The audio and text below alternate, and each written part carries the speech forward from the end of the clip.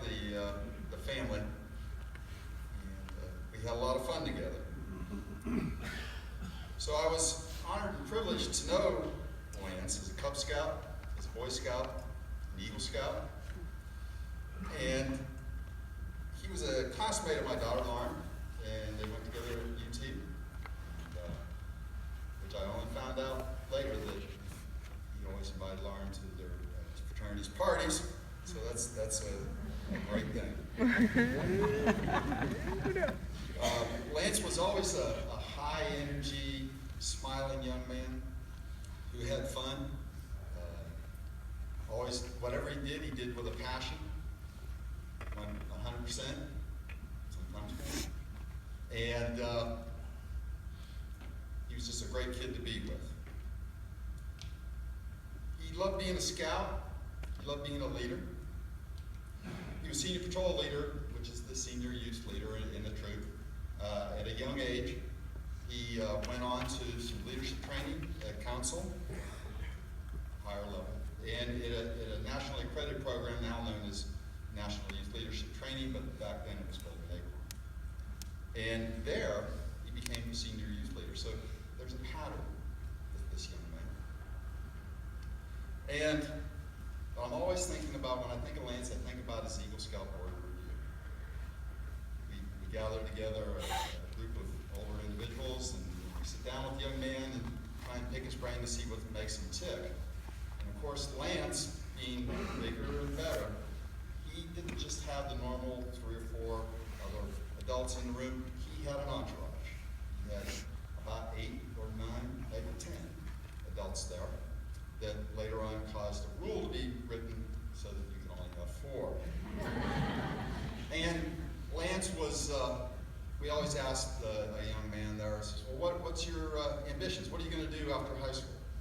He said, well, I'm going to the best university in the world, University of Texas in Austin, where I'm going to, and they have the best school around. And I said, I looked at him and I said, Lance, do you realize that the head of this Eagle board is from Auburn, and I'm from Ohio State and Carnegie Mellon, and there are several Aggies in the room here, and the decision of this board has to be unanimous. The look on his face was priceless. Classic Lance.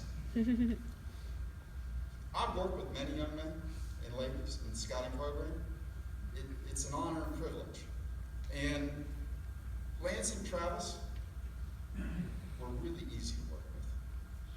You see, they understood. They embraced. They epitomed the spirit of scouting. You see, the purpose of scouting is not to get young men and women out into the woods and have fun and teach them how to build fires and first aid. Those are the tools. What we're there to teach them is servant leadership. See, a servant leader is someone who puts others before self, always for a higher purpose, based on a moral compass, directed by God.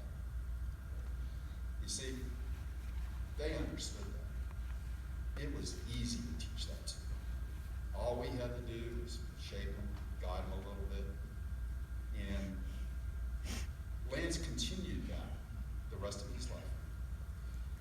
I noticed on his Facebook, one of his last postings was about a GoFundMe page for Mr. Rick Hargrove. Not, hey, I had a great time on the Guadalupe, but hey, go help this person.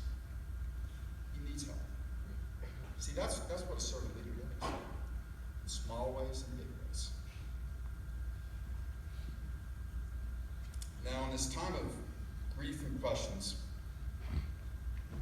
I'm comforted by John 14, verse 2. My Father's house has many rooms, and if that were not so, I would not have told you that I go and prepare a place for you. And I think Lance, being the outdoorsman, he realizes that, well, the rooms in the house are great, but there's houses on a piece of land. There's trees, there's grass, the sky's shining, and there's maybe a river going by that you might jump in the water once in a while. And there, he's maybe sad in his early arrival, surprised perhaps, but he's comforted to know that down here, his family is under the wings of the Lord. And they're being loved on by his family, his friends, by the presence